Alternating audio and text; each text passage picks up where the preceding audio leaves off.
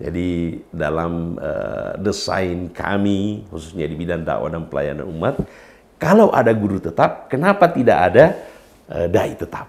Sehingga kerjanya setiap hari itu berinteraksi langsung dengan masyarakat. Kalau guru berinteraksi langsung dengan muridnya setiap saat, ada kurikulumnya, ada waktunya. Nah, kita ingin ini bagaimana pembelajaran yang terjadi di masyarakat ini juga ada kurikulumnya. Ya, ada kurikulumnya, ada target-targetnya.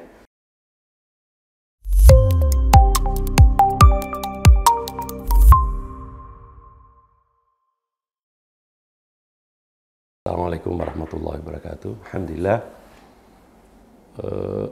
benar sebagaimana yang diatur dalam dusturnya Hidayatullah yang disebut dengan pedoman dasar organisasi, bahwa mainstream gerakan Hidayatullah itu adalah tarbiyah dan dakwah. Dan bisa dikatakan bahwa instrumen awal yang telah dilakukan oleh Hidayatullah itu adalah bergerak secara simultan antara dakwah dalam semua dimensinya dengan gerakan tarbiyah, walaupun tentu saja masih sangat terbatas. Dalam, kalau kita lihat masa-masa awal, ya gerakan dakwah yang dilakukan oleh para pendiri, ya Allahyarham Ustaz Abdullah Said beserta sahabat-sahabatnya, itu kombinasi dari semua instrumen gerakan dakwah. Selain dakwah bil lisan, ya, juga dakwah bil qalam, yang kemudian berkembang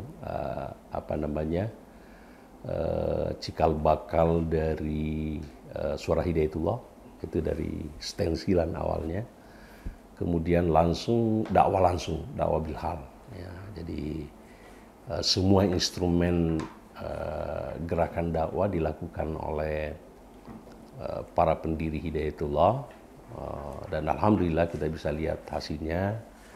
Kalau kita lihat dari sisi kuantitas dinamika pergerakan, ya, dinamika Hidayatullah, alhamdulillah hari ini Hidayatullah sudah hadir di semua provinsi di Indonesia, kemudian 400 lebih kabupaten kota. Saat yang sama juga amal-amal usaha, diantaranya lembaga pendidikan, itu sudah ada 600 lebih. Saya berkeyakinan bahwa capaian ini itu berkah dari konsistensi para pendiri Hidayatullah dan para kadernya melakukan gerakan dakwah yang seperti yang saya kemukakan tadi, dikomunikasikan dengan baik ketika terjun ke masyarakat. Itu dalam interaksi dengan masyarakat secara luas. Pada saat yang sama juga, alhamdulillah relasi dengan katakanlah pihak pemerintah juga berjalan dengan baik. Ya, tentu saja ini karena pemerintah melihat hasil dari aktivitas dakwah yang dilakukan oleh Hidayatullah. Ya, kira-kira seperti itu. Ya. Baik. Tentang konsep gagasan dakwah yang dihadirkan oleh Hidayatullah, Ustaz, Ya. itu kan terimplementasi pada bidang-bidang atau departemen-departemen yang dicanangkan gitu, ya, yang dicanangkan. Boleh Ustaz digambarkan, Ustaz, seperti apa konsep gagasan dakwah yang ini dihadirkan oleh Hidayatullah yang itu tercetus dalam departemen-departemen di Hidayatullah, Ustaz? Ya. Khusus untuk bidang dakwah dan pelayanan umat, filosofinya sebetulnya adalah tidak hanya sekadar menyampaikan nilai-nilai ideal dari Al-Quran dan Sunnah, tetapi pada saat yang sama kita ingin melibatkan umat dan merasakan langsung bagaimana nilai-nilai Al-Quran dan Sunnah itu dalam praktik keseharian. Itulah kemudian Allahyarham Ustaz Abdullah Said sebagai pendiri Hidayatullah ini menyatakan bahwa Kalaulah Hidayatullah ini hadir hanya untuk kegiatan pendidikan semata, kemudian pelayanan-pelayanan kesehatan, atau universitas-universitas, sebetulnya Hidayatullah ini tidak perlu hadir.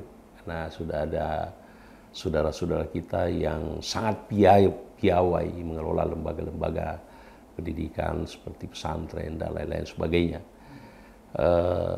Tetapi Hidayatullah hari ini memang ingin membentuk masyarakat Qur'ani. Membentuk masyarakat Qur'ani yang maksudkan di sini adalah ingin bagaimana nilai-nilai Al-Quran dan Sunnah yang indah itu ya tergambar dalam kehidupan masyarakat. Dan karenanya pola yang beliau tempuh adalah bahwa akan lebih bagus kalau ada pilot proyeknya, ada percontohannya. Nah, dan itulah yang dilakukan, itulah yang melatari kemudian lahir kampus-kampus pesantren Hidayatullah. Sebetulnya intinya di situ tidak sekadar hadirnya lembaga-lembaga pesantren atau lembaga-lembaga amal usaha yang lain NC di situ. Tapi substansinya adalah bagaimana kehadiran pesantren atau kampus itu diupayakan merefleksikan, tergambar di situ nilai-nilai Al-Quran yang indah itu. Misalnya bagaimana muslimah menutup auratnya, bagaimana misalnya menegakkan sholat secara berjamaah, bagaimana misalnya melahirkan anak-anak yang terdidik dalam 1 kali 24 jam berada dalam sistem yang terkelola dengan baik. Kemudian bagaimana sistem pertaniannya, bagaimana sistem perdagangannya, itu coba dielaborasi di situ. Ya, dan itulah yang kemudian mendasari mengapa para kader Hidayatullah spiritnya dimanapun dia berada selalu berusaha untuk menghadirkan kampus-kampus itu. Sehingga apa yang ada ini, apa yang dirasakan oleh para kader ini ingin ditransformasikan kepada masyarakat secara luas. Tetapi pola transformasi yang dilakukan tidak hanya sekadar lisan, tetapi dilihat langsung, dialami langsung, dirasakan secara empirik. Ya, begini loh nikmatnya kalau kita bisa menegakkan sholat secara berjamaah. Nah, lalu kemudian mereka diajak untuk melihat secara langsung, bahkan tidak sedikit mereka menginap di kampus-kampus itu dan terlibat secara langsung dalam semua aktivitas di pesantren. Ya. Jadi filosofi dari khususnya untuk bidang dakwah dan pelayanan umat, Hidayatullah hadir tidak hanya melayani dari sisi kepentingan intelektual untuk meningkatkan kualitas pemahaman umat terhadap nilai-nilai profetik ini, nilai Quran dan Sunnah ini, tetapi pada saat yang sama mereka diajak langsung untuk merasakan bagaimana nilai-nilai itu, dan pada saat yang sama kita berharap juga mereka menjadi bagian dari gerakan itu. Ya, tidak hanya menjadi subjek, tapi pada sebuah titik dia akan berposisi juga sebagai subjek. Itulah mengapa kemudian gerakan dakwah Hidayatullah ini di dalam arah kebijakannya itu ditegaskan hendaknya bersifat manhaji. Bagaimana melibatkan warga atau jamaah tidak hanya sebagai subjek dakwah, tapi pada gilirannya dia adalah, maksud saya sekedar objek dakwah, tetapi dia adalah subjek dakwah. Nah, bersama-sama para dai, aktivis dakwah yang lain. Begitu. Jadi siapa yang menjadi target dari dakwah Hidayatullah? Apakah mereka yang sudah terbina atau mereka orang awam yang belum terbina, Ustaz? Karena tadi Ustaz sampaikan akan mengajak mereka menjadi bagian dari dakwah. Jadi siapa yang menjadi target? Kalau soal target itu kan dakwah tidak ada segmentasinya sebetulnya. Jadi ajaklah mereka ke jalan yang ditentukan oleh Allah dan Rasulnya. Kemudian diingatkan ketika berbahasa dengan mereka sesuai dengan kualitas kaum itu. Ya, tinggal kalau yang dilakukan oleh kita selama ini adalah Untuk yang internal kan sudah berjalan, sudah ada mekanismenya.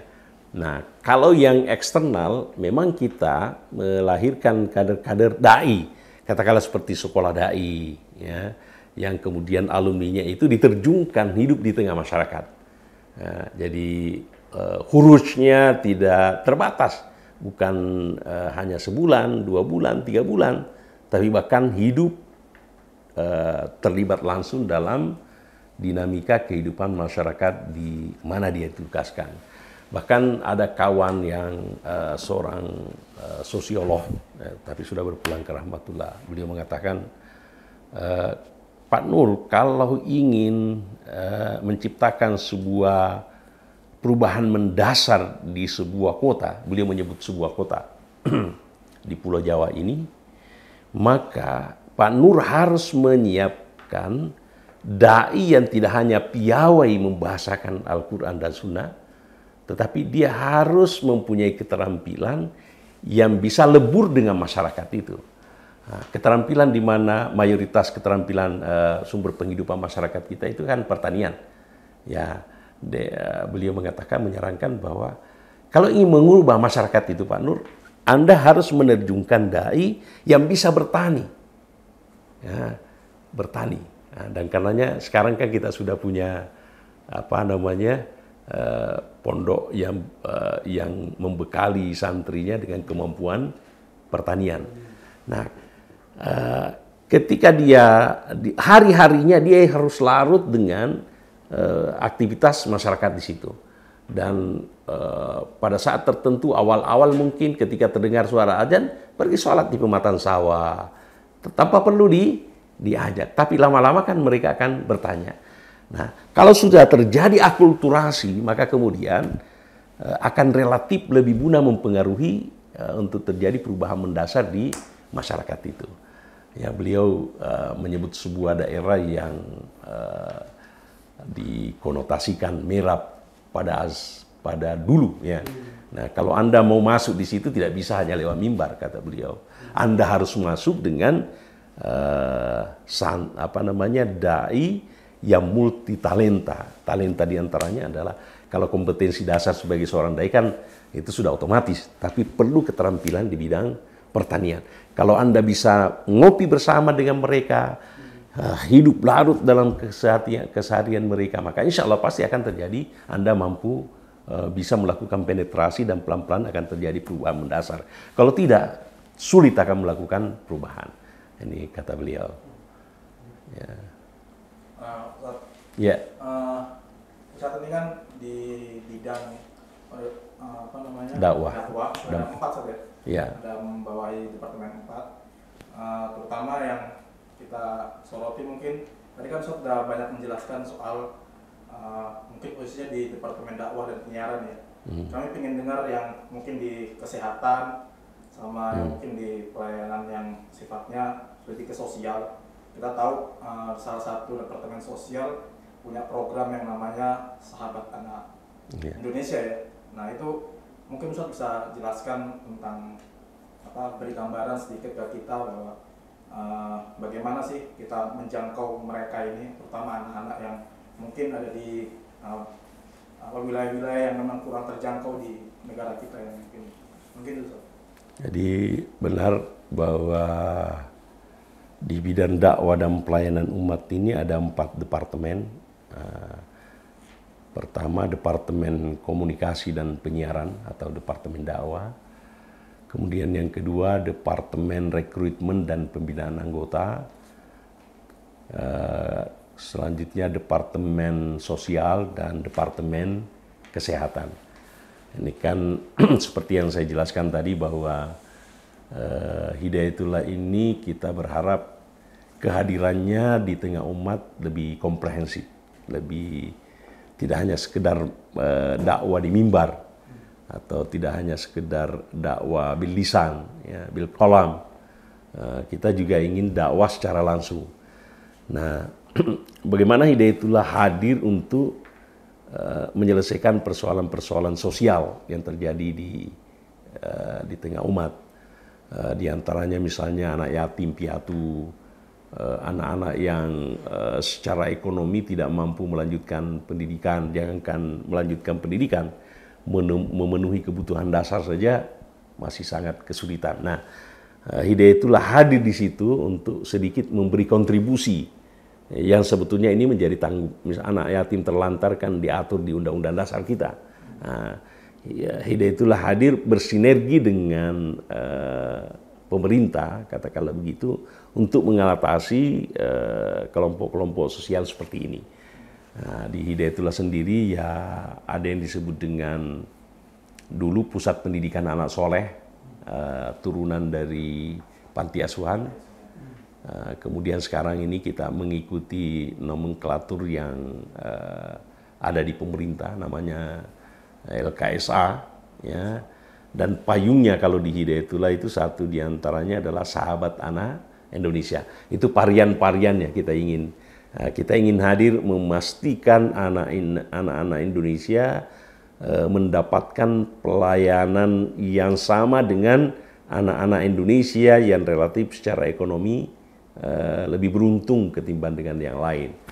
Jadi anak-anak yatim kita urus, kemudian yang anak-anak secara ekonomi sangat terbatas, makanya diatur dalam peraturan organisasi Hidayatullah berkaitan dengan amal usaha seperti pendidikan misalnya, bahwa sekitar 20%, mudah-mudahan saya tidak salah ingat, itu dari total murid sekitar 20% itu atas kemampuan dari yayasan atau lembaga-lembaga pendidikan, lembaga pesantren itu 20% kuota untuk anak-anak, untuk beasiswa untuk anak-anak yang ada masalah sosial seperti ini. Demikian juga soal kesehatan. Persoalan kesehatan ini akan merupakan kebutuhan yang sangat dasar. Ya, kalau misalnya dalam perspektif pertumbuhan anak, kalau misalnya sejak awal tidak terurus gizinya dengan baik, ya bagaimana mungkin bisa mengambil tanggung jawab yang lebih besar dalam memberi kontribusi terhadap bangsa dan negaranya ke depan. Makanya kita punya perhatian, dan alhamdulillah boleh disebut bahwa ada legacy yang dibuat oleh bidang ini pada periode ini, bahwa kita telah berhasil membuat rumah sakit. Tapi ini kan dalam proses perizinan. Ya, secara fasilitas alhamdulillah sudah mulai. Ya, kemudian ada beberapa klinik kita yang sudah berizin, dan itu sangat fakta di lapangan sudah dirasakan oleh masyarakat yang berada di lingkungan klinik itu. Nah, kita ingin menegaskan bahwa Hidayatullah hadir untuk melayani kebutuhan fisik umat dan kebutuhan fisik dan rohani gitu ya. Nah, tidak hanya sekedar rohaninya, tapi kita hadir dalam bentuk melayani hal-hal yang memang menjadi kebutuhan yang mendasar, yang harus diselesaikan atau diatasi oleh masyarakat kita pada umumnya. Nah, ini tantangan kita, ya. Dan kalau secara kelembagaan, alhamdulillah, ya hampir semua lebih kurang 400 kabupaten kota itu ada LKSA-nya, ya, nah gitu. Ustaz, kembali ke penyiaran dan komunikasi. Ya. Kalau Ustaz terangkan kan lebih ke dakwah ya, ke pedalaman, langsung bertemu secara langsung. Sementara kita sekarang ini udah mau masuk ke dunia digital. Gimana strategi dan program-program dakwah Hidayatullah untuk menghadapi teknologi? Ya. Dakwah bidang. Benar sekali, karena kehidupan sosial ini kan berjalan dinamis, ya. Dan sebagai institusi dakwah kita tidak boleh statis dalam merespons setiap dinamika yang berkembang. Kita harus terus dinamis juga. Tapi sebelum ke situ, saya ingin menegaskan bahwa sikap dasar sebagai seorang dai Hidayatullah itu ke depan itu kita akan lebih matangkan lagi, mengambil spirit dari, kalau kita lihat digambarkan dalam Al-Quran karakter masyarakat Quraisy itu ya, ya, ya setiap musim dingin, musim panas, ya musim dingin bergerak ke Syam, ke Syria dalam satu saya ingin menunjukkan bahwa di situ ada dinamika di situ. Saya ingin menegaskan bahwa ke depan kader-kader dai Hidayatullah itu harus mempunyai karakter tidak hanya sebagai seorang yang pasi di bidang keagamaan, tetapi punya karakter sebagai entrepreneurship, ya. Sebagaimana yang digambarkan oleh kultur masyarakat Quraisy ketika itu, yang kemudian dalam sejarah atas kontribusinya lah kemudian Islam ini berkembang ke seluruh dunia. Jadi idealnya ke depan, dan sebetulnya sudah dipraktekkan ini, cuma kita ingin optimalkan bahwa dimanapun dai Hidayatullah pergi berdakwah, diupayakan tidak terlalu membebani masyarakat di mana dia datang. Dia harus datang dalam mencerahkan secara spiritual, pada saat yang sama juga hadir untuk menyelesaikan persoalan-persoalan ekonomi masyarakat di mana dia berdakwah. Dan salah satu keterampilan masyarakat Quraisy itu kan berdagang, ya, dan berdagang itu ada yang disebut dengan pemasaran. Nah, dakwah ini kan pemasaran sebetulnya, Pak, ya kan? Ya, kalau dia punya talenta membaca Al-Quran, membaca hadits, lalu kemudian dia betul-betul memposisikan diri sebagai seorang salesman yang baik, maka akan memudahkan orang. Nah, akan lebih mudah kalau dia misalnya membawa teh, kopi sambil berdiskusi. Bukan teh, kopi itu disiapkan oleh masyarakat sasaran dakwah. Nah, ini kan lebih menarik. Dan kalau kita lihat perjalanan para dais yang mengislamkan Indonesia ini atau seluruh dunia, itu kan rata-rata masyarakat yang relatif entrepreneurship, pedagang begitu, ya. Jadi dia mandiri secara ekonomi. Nah itu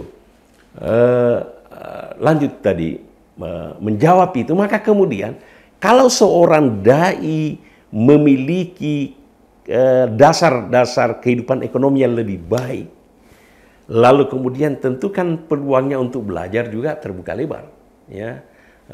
Kemampuan untuk mengadaptasi atau membaca realitas itu juga semakin cepat karena interaksinya luas. Nah, satu diantaranya adalah segmen pemuda, remaja atau kalangan milenial ini bagaimana masuk. Ya, dia pasti akan bisa dengan cepat merespon bahwa kalau gaya dakwah kita sejak awal hanya menceramah misalnya untuk masuk ke segmen milenial, itu berat. Ya, saya sendiri pernah ada ponakan saya itu kuliah di universitas apa itu yang banyak mahasiswa asingnya itu. Dia kebetulan jurusan IT. Saya terus terang saya bilang, Dinda kan, Nanda ini kan tahu apa tugas saya, dai. Kira-kira apa yang saya harus lakukan kepada Anda ini dengan generasinya ini yang akrab dengan gawai ini, supaya apa yang saya sampaikan itu bisa diterima dengan baik. Pertama pesannya, ya, jangan pernah menceramahi. Itu. Ini bagaimana bisa sampai pesan kalau tidak diceramahi? Terus media apa yang saya pakai? Anak-anak muda generasi milenial itu rata-rata pegang HP. Buat desain pesan yang tidak panjang tetapi mudah dicerna oleh mereka. Nah, ini pesannya kepada saya. Ya, itu. Saya bilang, coba saya dengar, saya bicara. Kira-kira ada nggak yang mempengaruhi Anda dari pesan-pesan yang saya sampaikan? Pokoknya kalau saya mewakili generasi saya, kalau dengan pendekatan ceramah mimbar yang itu relatif menjemukan, ya. Kami generasi ini ingin pesan yang rekreatif, narasinya jangan terlalu panjang, tetapi pesan-pesan intinya bisa kami pegang, ya, gitu. Ya, dan itulah tugas diantaranya Departemen Komunikasi dan Penyiaran, bagaimana membuat gerakan dakwah kita ini lebih merespon dinamika zaman. Dan saya perlu sampaikan kepada kawan-kawan bahwa alhamdulillah itu sudah dilakukan teman-teman. Beberapa daerah yang dakwah lewat misalnya seperti ini langsung live. Itu audiensnya sampai ke Afrika Selatan tuh.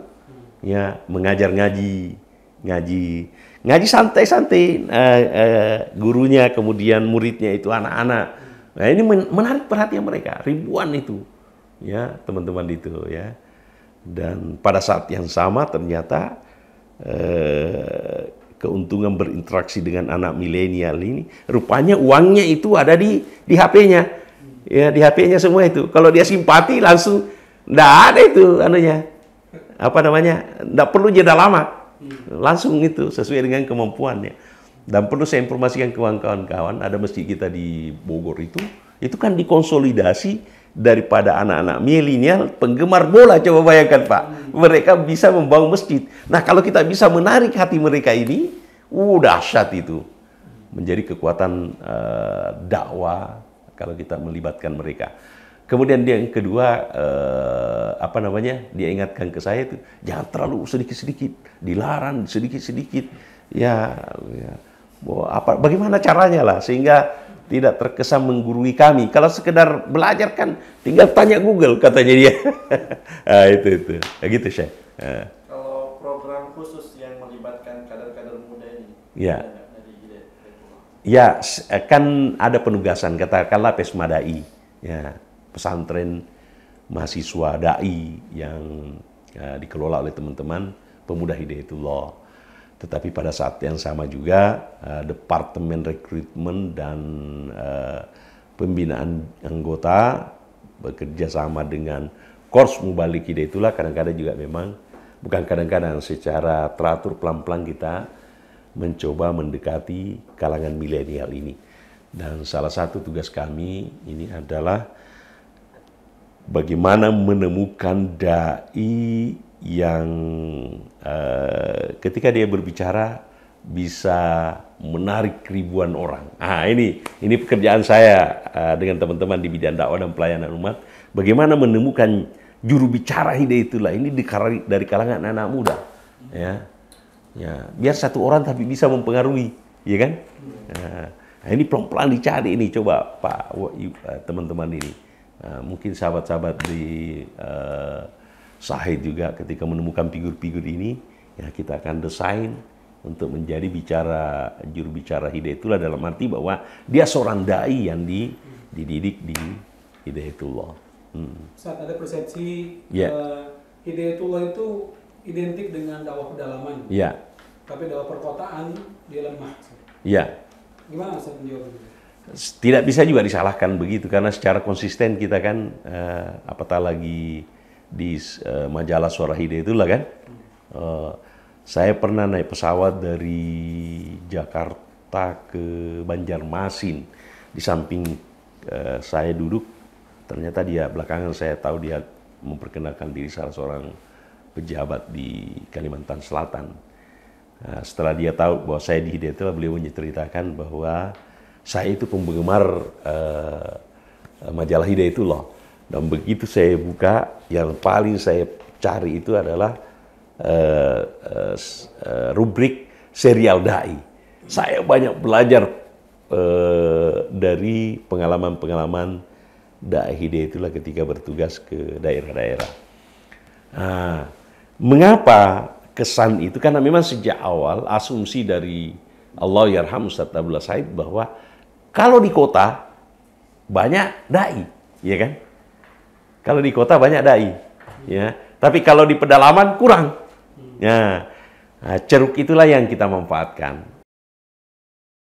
Sekalipun pada saat yang sama bukan berarti kita mengabaikan kota. Di Jakarta ini kan tetap kita layanan, dan Korps Mubalik Hidayatullah juga terus menjalin relasi dengan komunitas-komunitas dakwah di perusahaan, di perkantoran, ya, dan berbagai entitas masyarakat yang ada klub-klub atau kelompok-kelompok pengajian sudah masuk, ya.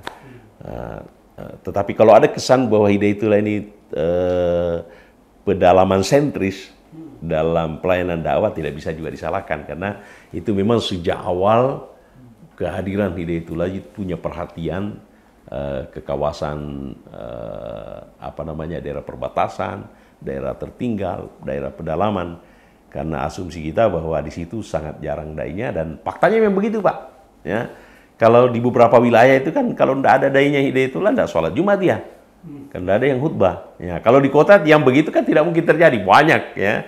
Kalau tidak ada dai-nya datang, boleh jadi di antar jamaah ada yang bisa mengatasi itu. Tapi kalau di pedalaman, ya, daerah-daerah suku terasing, di Nias, di Mentawai, di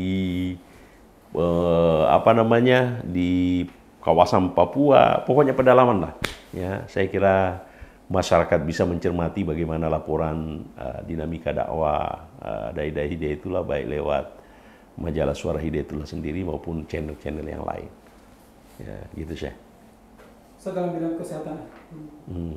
Nah, tadi mau melanjutkan mengenai soal bidang komunikasi dan penyiaran. Ya. Kita tahu bersama memang Hidayatullah kan mainstreamnya kan dakwah sama tarbiyah saja. Tapi di sisi lain juga saya melihat belum dioptimalkannya peran media dalam melakukan ekspansi dakwah dan tarbiyah ini. Apalagi kita lihat belakangan media kita juga mengalami perubahan dinamika yang dinamis banget di industri media, pergulatan lah ya lebih ininya. Dan karena memang tidak ada perhatian yang memang secara mainstreamnya tidak ke sana, sehingga ada kesan bahwa majalah ini menjadi kurang bobotnya dan lebih perhatian dan ininya tuh tidak menjadi seksi lagi lah di luar pun demikian.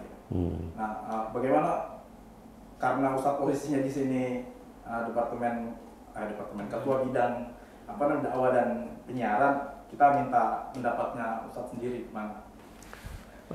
Untuk merespon itu saya merujuk ke keseriusan DPP dalam mengantisipasi ini dengan menghadirkan Pak Dahlan Iskan sebagai narasumber. Kita berdiskusi secara khusus, pengurus pusat menghadirkan beliau. Apa rekomendasi beliau?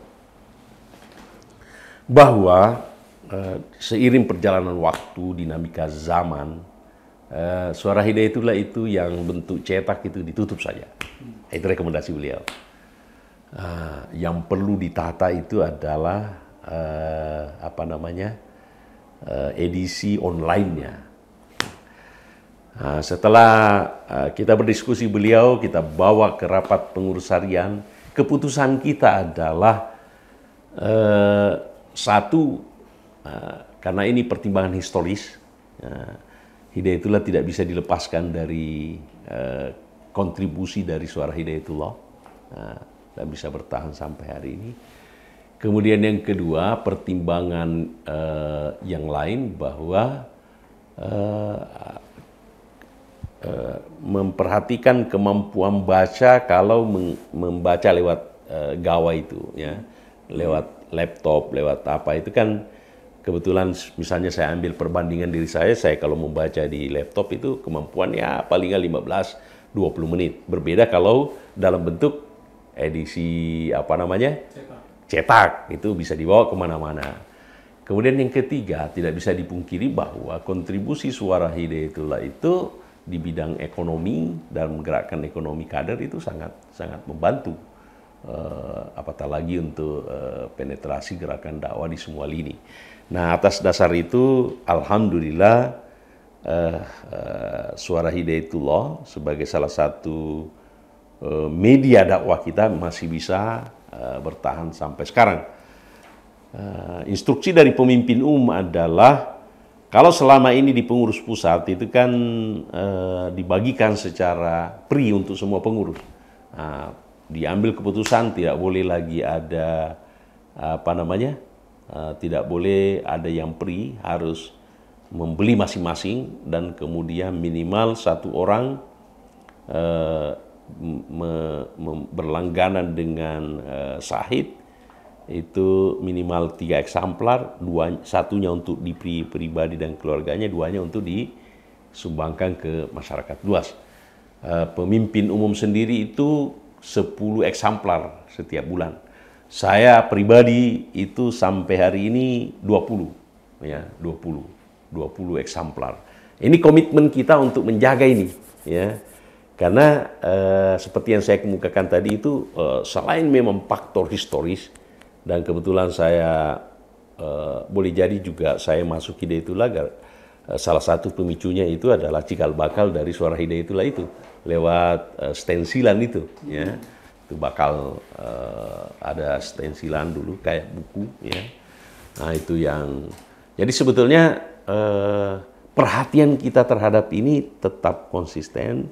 Kemudian dalam beberapa kesempatan kita memberi catatan, tapi alhamdulillah saya lihat teman-teman Syahid sendiri sampai hari ini, kalau saya tidak silap di editorialnya kemarin menginformasikan bahwa ada pertemuan agen di Semarang kalau nggak silap. Nah ini harus ditradisikan, ini harus berkelanjutan ini, ya, karena sembari untuk di jalur ini memberi support, pada saat yang sama ini kan berpengaruh terhadap spirit kawan-kawan di daerah. Bagaimana menjadikan suara Hidayatullah ini sebagai salah satu instrumen gerakan dakwah kita, ya, gerakan dakwah yang bersifat bil kalam lah, ya, yang bisa dengan mudah sampai ke berbagai lini, ya. Saya sendiri misalnya secara rutin saya kirimi mantan presiden, yang bisa saya kirimi, karena ya pada saat-saat tertentu saya kira mereka membutuhkan untuk membaca referensi dari yang terbiasa selama ini mereka baca, tiba-tiba ada suara Hidayatullah kan, wah ini ya, apa pesan yang ada di sini, ya kan, ya gitu, ya.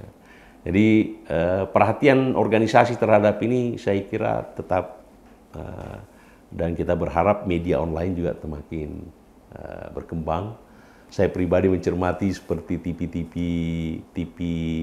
Syahid itu kan, sering saya menemukan di-share oleh teman-teman lain di grup yang saya ikuti. Wah, jadi referensi ini kan menarik, ya. Gitu, Syekh. Ustaz, yang menjadi yang terjadi hari ini, konsep dakwah dan implementasi dakwah ini kan merupakan gagasan yang dibangun 50 tahun di Hidayatullah, dari 73 sampai 2023 ini, Ustaz. Apa yang dirancang untuk membangun dakwah ke depan, Ustaz? Hidayatullah 50 tahun ke depan, Ustaz. Seperti yang sedikit saya singgung tadi, bahwa kalau misalnya di yayasan pendidikan ada yang disebut dengan guru tetap. Nah, kami diskusi di internal kami, ya kita harus menjadikan, jangan pernah ragu menjadikan dakwah ini sebagai sebuah profesi. Ya, kalau ada guru tetap, ada dai tetap. Nah, profesi yang dimasukkan, dasar hukumnya saya itu merujuk ke misi yang ketiga di pedoman dasar organisasi Hidayatullah atau anggaran dasar anggaran rumah tangganya. Itu di poin yang ketiga bahwa Hidayatullah menyelenggarakan pendidikan, dakwah, sosial, kesehatan secara profetik dan profesional. Dan situ pesannya di situ adalah bahwa apapun yang dilakukan hendaknya dilakukan secara profesional. Nah, bicara soal profesionalisme kan setidaknya ada 4 indikator di situ. Di situ ada keahlian. Seorang dai harus punya keahlian, ya di bidang Al-Quran dan Sunnah kan begitu. Kemudian yang kedua di situ ada kesejawatan. Nah, kita ikat dalam kalau sekarang sudah ada pos dai misalnya. Kemudian yang ketiga di situ ada jenjang karir, ya ada jenjang karir. Kemudian yang keempat ada penghargaan yang memadai terhadap profesi itu. Nah, kita ingin meyakinkan para pegiat dakwah Hidayatullah ini bahwa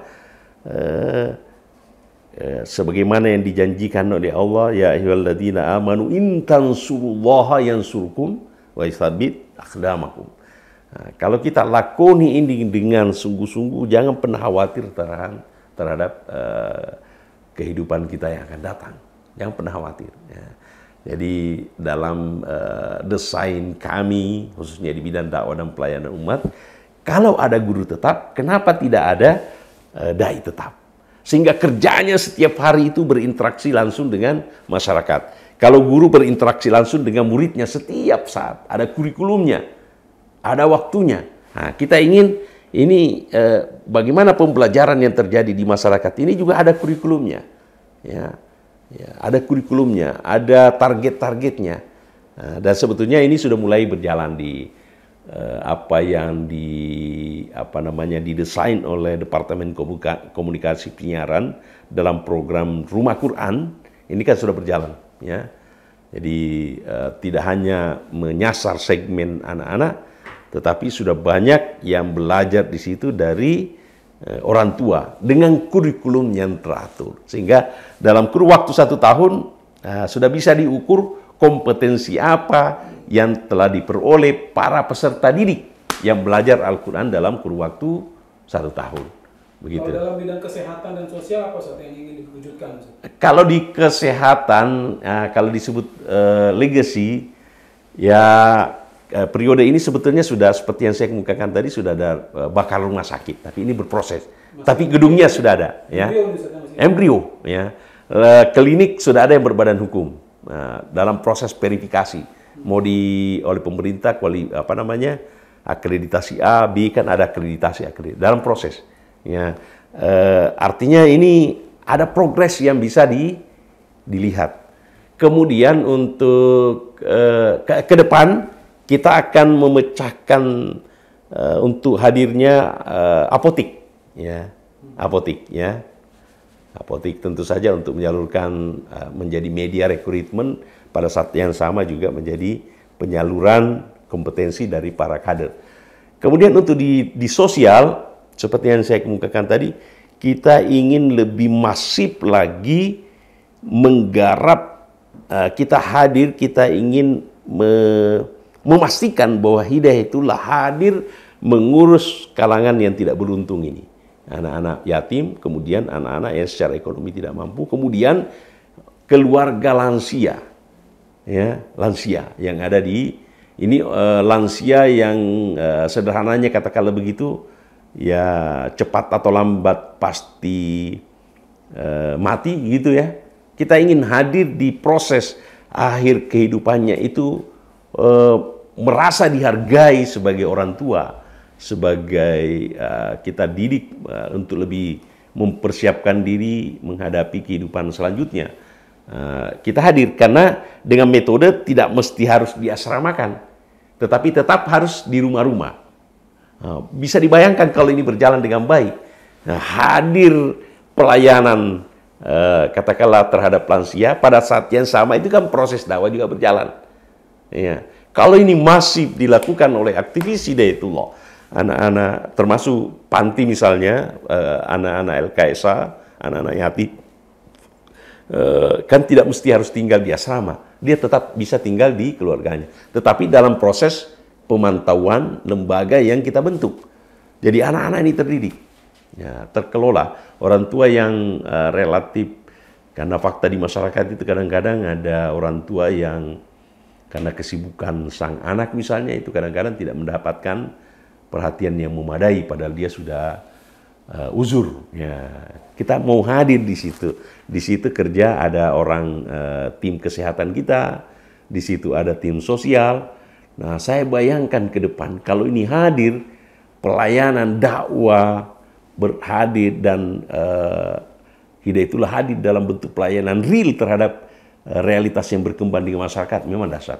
Ya, ini implikasi gerakan dakwah ini akan luar biasa. Tapi itu tadi, saya ingin menyatakan bahwa profil dai yang dibutuhkan, saya merenung-renungkan di mana apa spirit yang bisa ini membangkitkan, apatah lagi Munas yang akan datang ini ketemu. Saya ingin mengatakan bahwa berbahagialah kita karena dakwah ini sampai ke Indonesia. Lalu kemudian alhamdulillah kita bisa menjadi seorang muslim. Itu tidak bisa lepas dari kontribusi masyarakat Quraisy, katakanlah begitu. Nah, di mana masyarakat Quraisy ini adalah satu tipologinya adalah tipologi manusia mandiri. Saya dahsyat ini kalau kemudian karakter dasar para dai Hidayatullah adalah manusia-manusia yang mandiri, ya, berjiwa entrepreneurship, ya, dan entrepreneur itu kan jago dalam memasarkan, ya.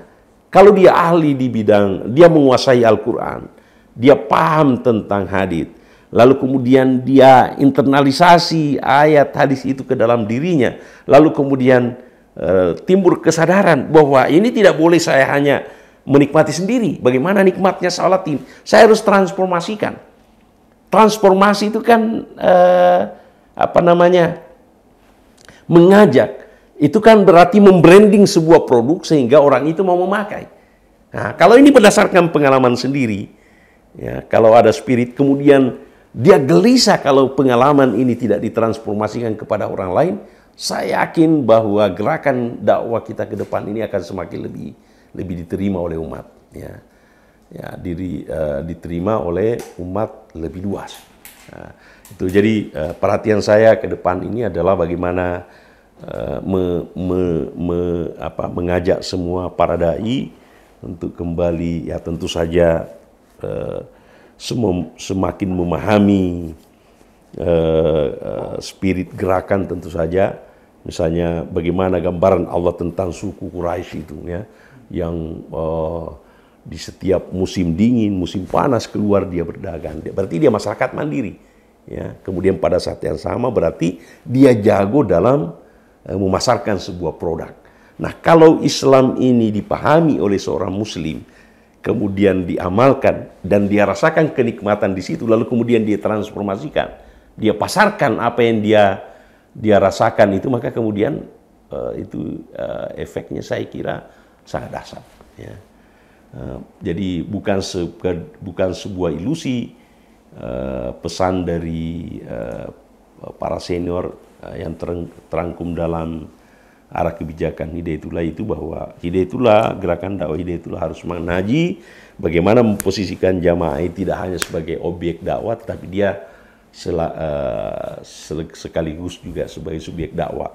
Ketika sudah berinteraksi lama dengan kader Hidayatullah, pada saat yang sama mudah-mudahan dia akan bersama-sama dengan kita untuk menggerakkan dakwah di lingkungan masing-masing tanpa meninggalkan apa yang menjadi profesi kesehariannya. Ini kan dasar